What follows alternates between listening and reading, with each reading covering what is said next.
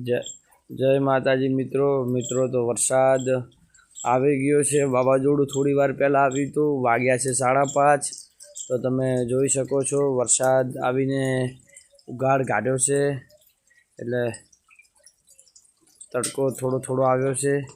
અને આપણે પશુ અંદર લાવી દીધા છે, ભેંસ અને ગાયો।